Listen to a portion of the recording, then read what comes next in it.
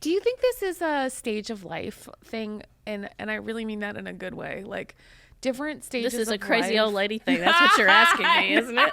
I know. I can see where this is going. Well, or it's My neighbors, like I think, would concur with that assessment of my obsessions. well, then that makes me be like, how weird has it gotten? It's gotten pretty weird over there, but Where you're like cherishing each bluebell, yeah. just pressing its velvety petals Hey, what's against goes, your you know, cheek. you really can't be walking around the yard in your house coat. And I said, this is my husband looking out the window of his home office and watching me. But it's like, well, what are these rules? Yeah. You can walk out in your house coat to pick up the newspaper, but you can't walk out in your house coat to look at the To cherish bumblebees. Who made this rule? There's this awesome book by Christy Watson called Quilt on Fire. And it's also so Christy Watson was a podcast guest that I immediately was like, I love you. Can we be friends forever? And I performed her wedding to her husband this summer. Oh, wow. Just not like a normal trajectory I experienced, but it was still like a great joy in my life. She wrote this amazing book, but it had some pretty sexy parts about menopause in the middle. Okay. And she was at the what she was Okay, I really can't tell where this is going. me neither. Okay. Okay. But she was describing that part of, I don't know, stages of womanhood, and she would never put it like that, was that you can return to a kind of playfulness. And so she kind of described postmenopause life as being far more interested in what to me sounded like nature, play, friendship with others. I mean, it wasn't like, it was, and she has this scene where they're like, all of her women friends are sitting on a beach and they are like, you'd imagine that they were drunk because they were so all of a sudden immersed in the like interest in like the iridescence of the seashell and I kind of thought, I really hope that there is a stage of life in which it forces me to pay more attention and that I'm in love with the world again. I think you're in love with the world already. You're just in love with the human beings in the world. Mm. But and we count. You know, I think that this is one thing that a mistake we make often is we think human beings, nature. Yeah. And never the twain shall meet. Like our whole, and there's a good reason for thinking that because, you know, for the entirety of human existence, we've been trying to beat that nature thing down and kill it and subdue it as much as we possibly can. But the truth is we are creatures. We are made to be a part of this world as much as any possum or skunk wearing its grandmother's fur coat. You know, we belong here too. Yeah. And we forget that, maybe because of air conditioning, maybe because of other things. We're busy. The way we make our living is not by catching crickets, but we are just as earnestly in pursuit of that. But I think that it will help always to reframe that relationship and not to think of either the natural world or ourselves as other, but to think of the two as belonging to one another. I really think we have to make that shift somehow. We have to stop thinking of it as something separate from us, both because it's unfair and wrong, but also because it's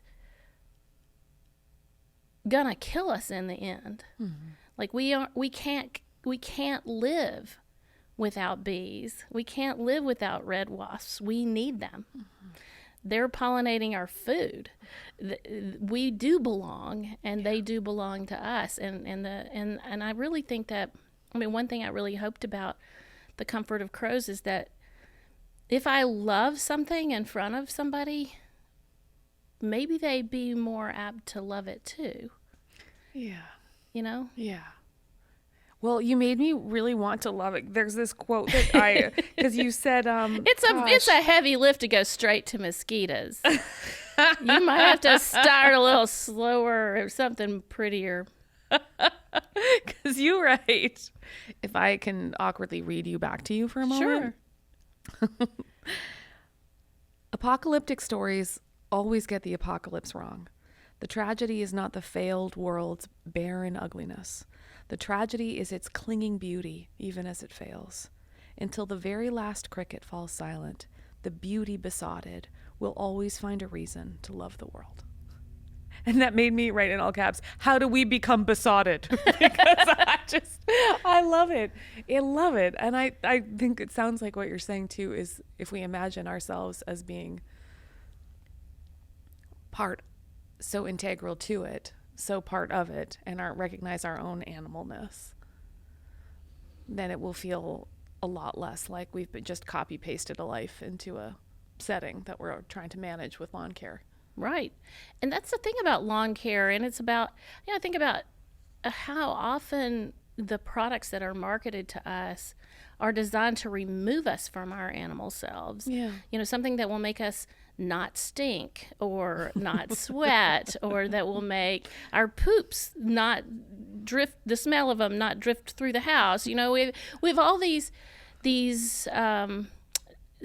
masks for our true animal nature, and I don't want people to learn to love something that that is of no benefit to them. I think people would be happier.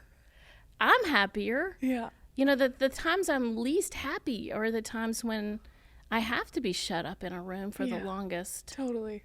I guess the one thing I did want to ask you about too is about and that feeling of like, oh, I love you, come back, is one of the aches that you write about is in watching seasons come and go and your adult children living with you for a bit because of, a million pandemic reasons that kids live with their parents, and you being like, hey, maybe we could just drag this out.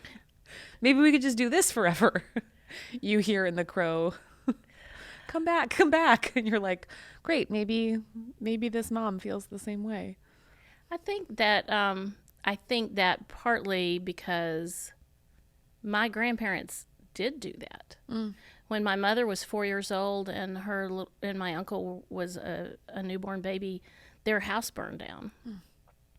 And so my grandparents took the kids and moved in with my grandfather's parents, and they never left. So my mother, and then when my other great-grandfather died, my other great-grandmother moved in.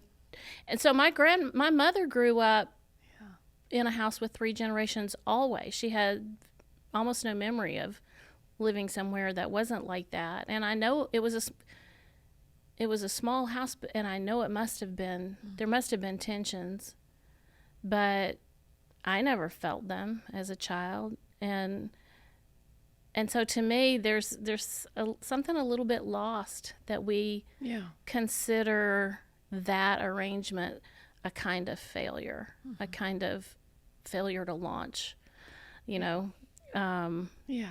My children certainly would have felt it to be a failure if they had stayed. And I was glad when they left because they wanted to leave. And really, that's what you want for your children, is to be okay without you. Yeah. That's the whole point, is to get them to a place where they can be in the world even if you aren't there, and they'll be okay. But I did like having them home. Yeah. They weren't just, I really just say assholes on your program. Yeah, it's that. They had gotten past that teenage phase, and they were really good company. Like, they had great senses of humor, and they knew stuff I didn't know. Yeah. With the failure to launch metaphor, which is probably aerospace, but also I think we picture nests. Are we supposed to then toss out our offspring?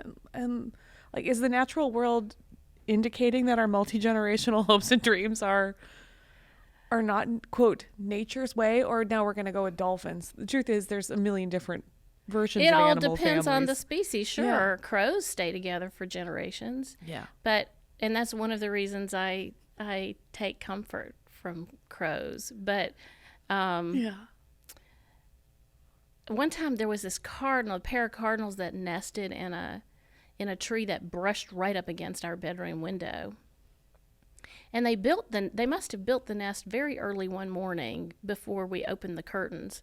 Because I opened the curtains and there was this little nest, and closer to me than you are, right? It was just like right there. Yeah. And so I had this absolute perfect view of what was happening in this little redbird family. Yeah. I kept the curtains closed, but I would stick my camera through the crack in the curtains and look at them.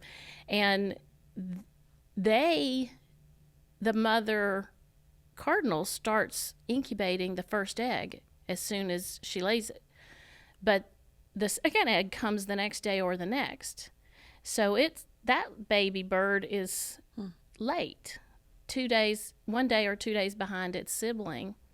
And when the first baby bird left the nest, the parents spent a lot of energy coaxing that second baby out of the nest, and that baby didn't want to go. And it had a great disadvantage over its much stronger sibling. But bluebirds don't start incubating their eggs until after the last egg is laid. So all the bluebird babies are at the same stage of development when it's time to fly. And it's interesting to see the difference. Maybe it's not interesting to everybody. I'm wondering if your eyes are glazing over there, Kate. It's hard to tell with all these lights. But not everybody would. But I think that, it just, to me, if there's going to be a parable here, it's that there's no one right way to do this. Yeah. I think, I say to young moms all the time, there are many, many ways to be a good mother. Yeah. It doesn't have to look like anybody else's way to be a good mother.